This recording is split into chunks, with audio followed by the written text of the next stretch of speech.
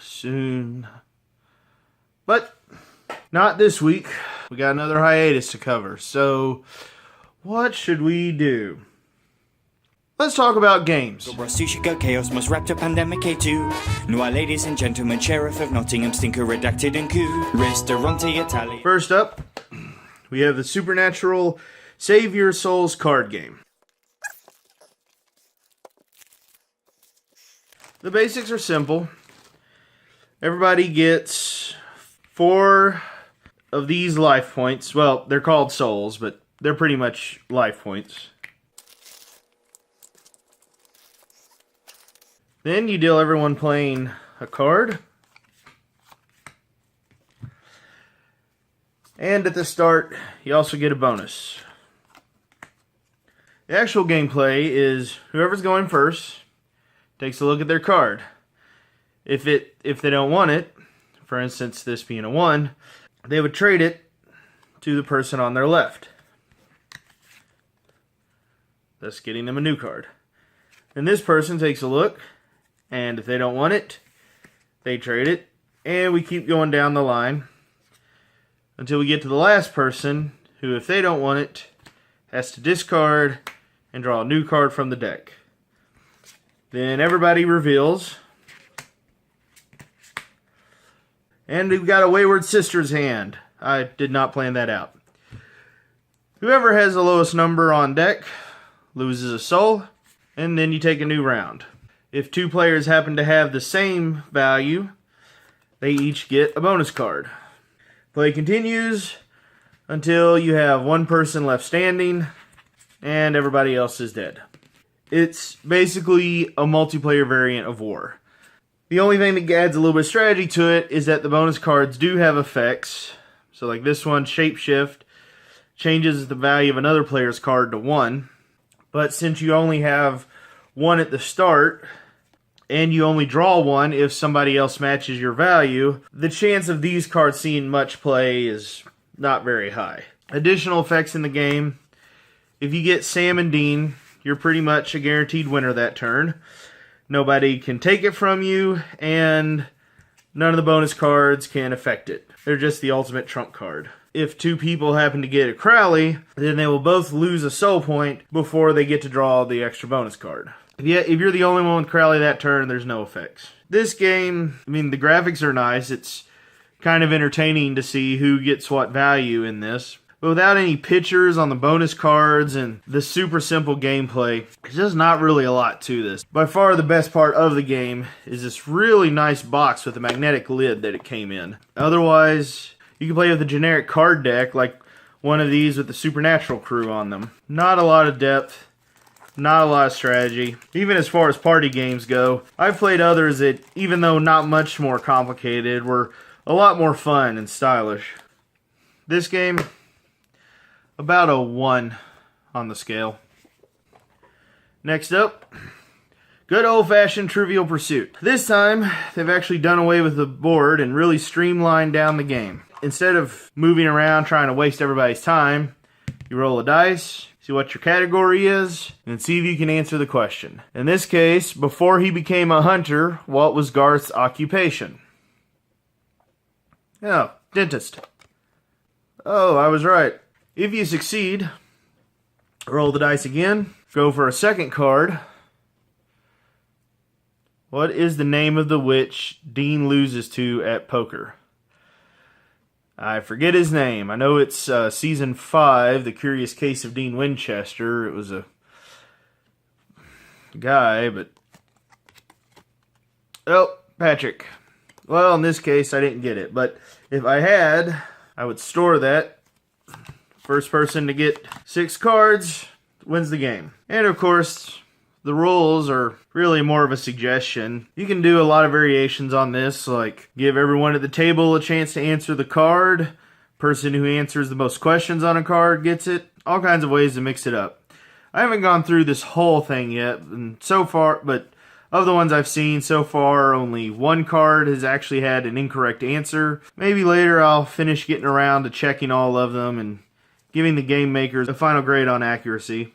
Of course, this was just released a couple years ago, which means it doesn't have seasons 12 and 13. I don't think much in 11 either. We might get a second edition with questions from the newer seasons and maybe even some older season questions they missed. This one, definitely recommend for hardcore fans that like to see who knows the show better. I'm actually trying to sometime get a admin game going on the Winchester Family Business to see who really knows it better. Maybe I'll do a live stream competition sometime with viewers. At least it's in a nice portable container. If you have other Trivial Pursuits in this format, they all stack real well. Even the Divider has a nice supernatural theme to it. So, inevitable, standard, a nice touch. I give this one about a 5 out of 10. This is kind of the standard that games should be judged by. Fun, related to the show, recommended for big fans. Now, confession time. This is a board game I kickstarted. Obviously, you can tell not officially supernatural, but definitely along the lines of it. I wondered where I kept that.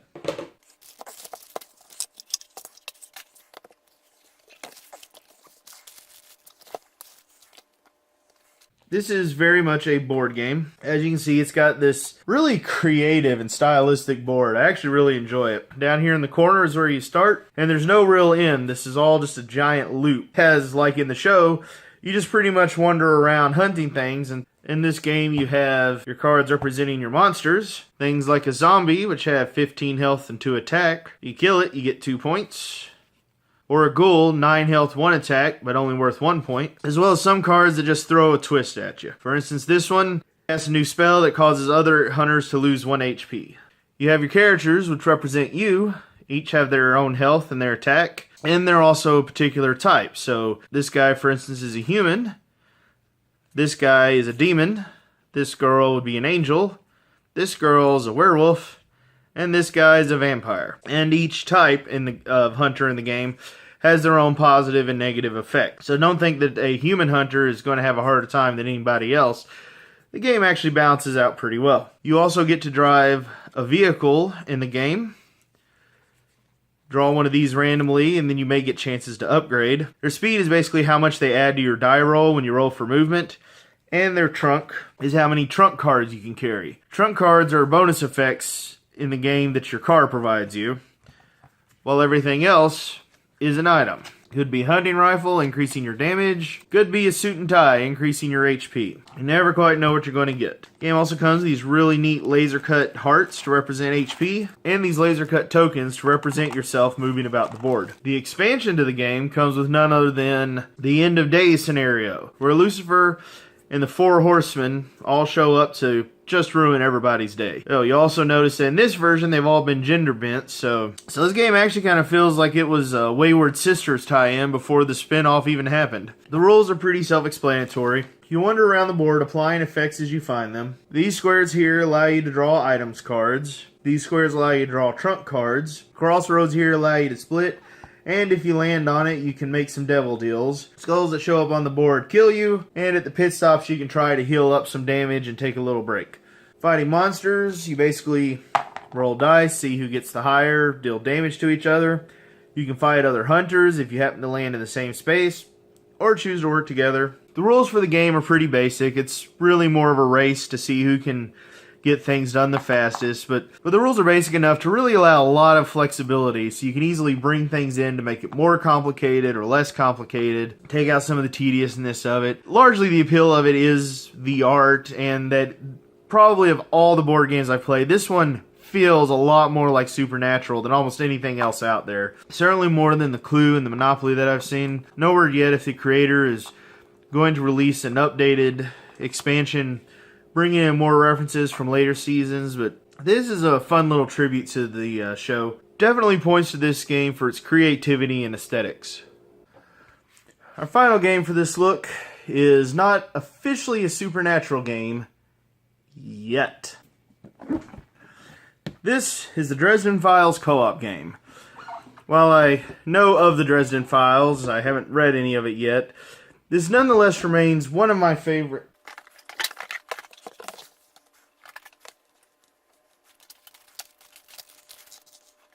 The setup to the game is pretty intuitive. First, every person selects their character, which has a deck of cards with their name and picture on the back, as well as a couple of special trait cards. One person in the game really should be Harry Dresden, the protagonist. And for our demonstration, I'll choose Mouse the dog and Molly Carpenter, the one-woman rave. You pick either a book to fight against, or you can assemble a random assortment of side jobs and deal it out on the board. The goal of the game is pretty much for the players to clear as much of this board as they can before they're unable to make any moves. You have obstacles, which hinder your game. This would be like the obstinate law enforcement. You have advantages, which when you take, give the players a bonus. This in Supernatural would be like finding that right info in the library or that one clue you needed. You then have your cases and your foes. By the time the game's over, you want to have more cases solved than foes left standing. In people's decks, the colors on the cards correspond to the colors on the board. A yellow card will take out a yellow card on the board. Purple card takes out the purple. Green and red will add either a number of clues to a case or hits to a foe. As the number you're piling on there equal or exceed the health value of the card, then the case either gets solved or you've beaten the foe. What really makes this game strategic is this right here, the fate pool. This is what you have to spend to play your cards. This pool applies to the entire table. So if Harry sits there and spends 3 fate to play a card, then Mouse and Molly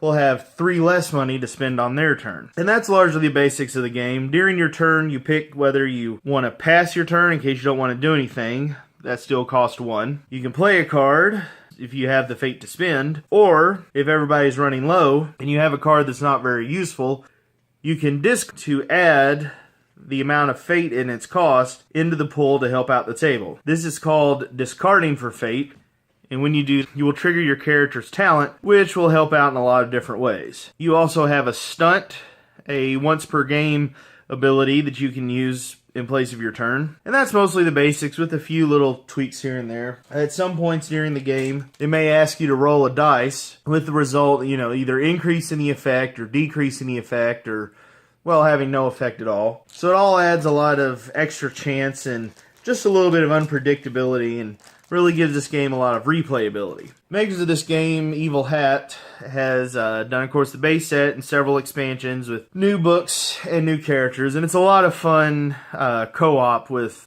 your friends and helps to teach y'all budgeting and teamwork. Of course, as you can see, the framework for it is really pretty solid. Supernatural could fit into this easily. Just imagine if, instead of Harry, we slapped Jensen Ackles' mug on this, said Dean Winchester, and we could have a Sam Winchester, or all the other characters, and books can be season arcs with your side jobs being monsters of the week that players can have fun tangling with. I don't know what it would necessarily take, but some part of me dreams that maybe someday we can get the makers of this game and the rights holders of Supernatural together and agree to release a Supernatural version of this game with the hunters we know and love and the decks and the arcs we remember on the board, and really let we fans have a go at some of the show's moments and see if we can do any better or worse than our boys. On my scale, this game is probably about an 8 or a 9. The feel of it doesn't always necessarily come through right away. I don't know a lot about Dresden, so I haven't really picked up much from it just from playing this over and over. But the foundations of the game and its mechanics and engine are very, very solid. It's has almost unlimited room for expansion and growth. Like I said, you could throw Supernatural into this, X-Files, Buffy. You could have just a massive crossover if we could ever get all the rights lined up. If you're looking for a good co-op game where people really do have to work together and there isn't any passive-aggressive screwing around or whatever, I really recommend this. You really do have to work together. It's an all-win or all-lose. So that concludes this edition of Supernatural Gaming. Next time I'll hope to have the Supernatural versions of Monopoly and Clue. I'm also getting another game similar to this, kind of an independent knockoff variant that I'm kind of interested in. It looks a lot of fun. And any other similar themed games that are some of my favorites. Until then, May you never forget the answer, and may you never go to jail. Like dictatorial mine. Witness stipulations, no thanks to illustrations. Fuse nothing personal. All creatures big and small. Carcass and brewcrafters, fun and popular. Concept of crystal timeline.